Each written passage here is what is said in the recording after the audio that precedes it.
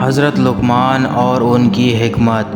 حضرت صلی اللہ علیہ وسلم کا ارشاد ہے کہ اللہ تعالیٰ تمہاری شکل و صورت اور مال و دولت کو نہیں دیکھتے بلکہ تمہارے دلوں اور عملوں کو دیکھتے ہیں۔ حضور علیہ الصلاۃ والسلام کے اس ارشاد مبارک کی روشنی میں جب ہم غور و فکر کرتے ہیں تو ہمیں نظر آتا ہے کہ بہت سے حسین و جمیل اور صاحب ثروت لوگ بارگاہ خداوندی میں ایک کوڑی کی بھی حیثیت نہیں رکھتے، جیسا کہ ابو لہب اور قارون ہیں۔ اس کے برعکس بہت سے بدصورت، بدشکل، غریب و نادار لوگ ایسے ہوتے ہیں کہ وہ بارگاہ خداوندی میں اپنی محبوبیت اور قدر و منزلت کی وجہ سے رشک ملائکہ بن جاتے ہیں۔ ایسے لوگوں میں سے ایک بزرگ بنی اسرائیل میں گزرے ہیں جنہیں لقمان کہا جاتا ہے۔ آپ حضرت ایوب علیہ السلام کے بھانجے یا خالہ زاد بھائی تھے۔ تقریباً 1000 برس عمر پائی تھی آپ نے حضرت داؤد علیہ السلام کا زمانہ نبوت پایا تھا اور ان سے ملاقات بھی کی تھی اور علم بھی حاصل کیا تھا۔ آپ حضرت داؤد علیہ السلام کی بعثت سے پہلے فتویٰ دیا کرتے تھے۔ حضرت داؤد علیہ السلام کی بعثت کے بعد فتویٰ دینا بند کر دیا اور فرمایا جناب داؤد کی بعثت کے بعد اب مجھے فتوے دینے کی ضرورت نہیں رہی۔ ایک قول یہ بھی ہے کہ آپ بنی اسرائیل کے قاضی تھے اور مصر کے رہنے والے تھے۔ آپ سیاہ رنگ کے حبشی غلام، پستہ قد، موٹے ہونٹ، چپٹی ناک اور پھٹے پھٹے قدم والے تھے۔ آپ کا پیشہ بعض کا کہنا ہے کہ آپ ترکہان تھے، بعض کا کہنا ہے کہ درزی تھے اور کچھ لوگوں کا کہنا ہے کہ آپ چرواہے تھے۔ بعض واقعات سے پتہ چلتا ہے کہ آپ نے دربانی بھی کی ہے اور بعض سے پتہ چلتا ہے کہ باغ کے مالی بھی رہے ہیں۔ اصل بات یہ ہے کہ آپ غلام تھے اور آپ آقا بدلتے رہتے تھے، لہٰذا جس آقا نے جس کام پر لگا دیا ہوگا اس پر لگ گئے ہوں گے۔ آپ ولی تھے، نبی نہیں تھے۔ جمہور محققین کے قول کے مطابق آپ ایک نیک و صالح انسان تھے۔ آپ اللہ کے ولی تھے، نبی نہیں تھے۔ اللہ تعالیٰ نے آپ کو حکمت و دانائی عطا فرمائی تھی۔ آپ کی حکمت و دانائی ضرب المثل ہے اور حکیم آپ کے نام کا جز بن گیا ہے۔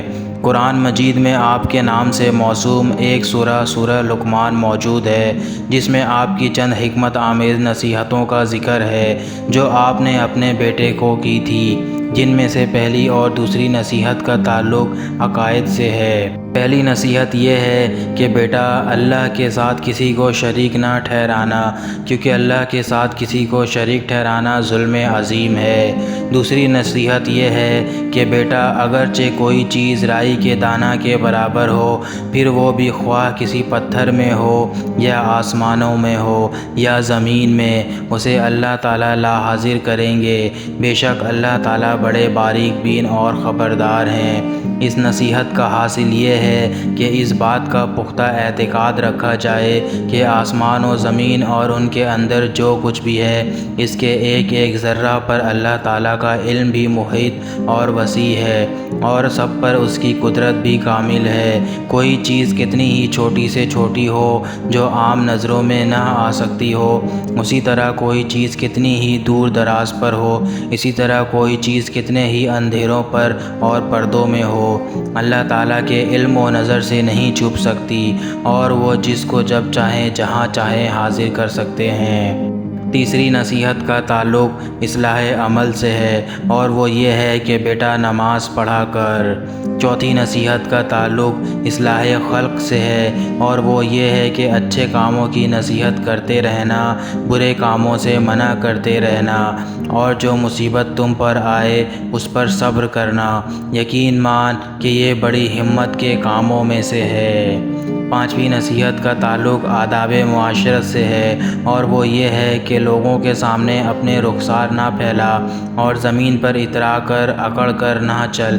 بے شک اللہ تعالیٰ کسی تکبر کرنے والے، فخر کرنے والے کو پسند نہیں فرماتے، اور اپنی رفتار میں میانہ روی اختیار کر اور اپنی آواز کو پست کر، شور شرابہ نہ کر۔ بے شک آوازوں میں سے سب سے بری آواز گدھے کی آواز ہے۔ اس کے علاوہ آپ کی حکمت و دانائی کی بے شمار باتیں کتابوں میں مذکور ہیں۔ حضرت وہاب بن منبع کہتے ہیں کہ میں نے آپ کی حکمت کے 10,000 سے زائد ابواب پڑھے ہیں، جس میں آپ کی بہت سی حکمت آمیز باتیں ذکر فرمائی ہیں۔ موقع کی مناسبت سے وہ باتیں ہم یہاں نقل کر رہے ہیں۔ حضرت لقمان کی اپنے بیٹے سے پرحکمت باتیں۔ بیٹا، دنیا ایک گہرا سمندر ہے جس میں بہت سے لوگ غرق ہو چکے ہیں۔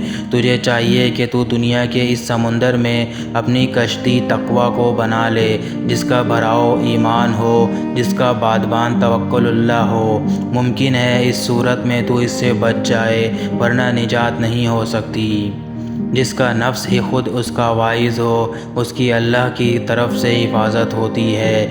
جو خود اپنے بارے میں لوگوں سے انصاف کرتا ہے، اللہ تعالیٰ اس کی عزت میں اضافہ فرما دیتے ہیں۔ اللہ تعالیٰ کی فرما برداری کی وجہ سے ذلیل ہو جانا انسان کو اللہ کے قریب کر دیتا ہے، بہ-نسبت نافرمانی کرنے کی وجہ سے عزت حاصل ہونے کی وہ اللہ سے دور کر دیتی ہے۔ والد کا اپنے بچے کو اس کی تربیت کے لیے مارنا ایسا ہی ہے جیسے کھیتی میں کھاد ڈالنا۔ بیٹا، قرضہ لینے سے بچ، کیونکہ قرضہ دن کی ذلت اور رات کی فکر کا باعث ہے۔ بیٹا، اللہ تعالیٰ سے اتنی امید باندھ کہ وہ تجھے اس کی نافرمانی پر جری نہ کرے، اور اس سے اتنا ڈر کہ وہ تجھے اس کی رحمت سے مایوس نہ کر دے۔ جو جھوٹ بولتا ہے اس کے چہرے کی رونق چلی جاتی ہے، جس کے اخلاق برے ہوتے ہیں اسے غم بہت زیادہ لاحق ہوتا ہے۔ چٹانوں کو ان کی جگہ سے منتقل کر دینا زیادہ آسان ہے بہ-نسبت ناسمجھ کو سمجھانے کے۔ بیٹا، میں نے چٹان، لوہا اور بھاری سے بھاری چیز کا بوجھ اٹھا لیا، لیکن مجھے کسی چیز کا بوجھ اتنا بھاری نہیں لگا جتنا کہ برے پڑوسی کا۔ میں نے کڑوی سے کڑوی چیز چکھی ہے، مگر محتاجی جیسی کڑوی چیز کوئی نہیں چکھی۔ بیٹا، کسی جاہل کو اپنا قاصد نہ بنا۔ اگر تجھے کوئی دانا آدمی نہ ملے، اپنا قاصد تو خود بن جا۔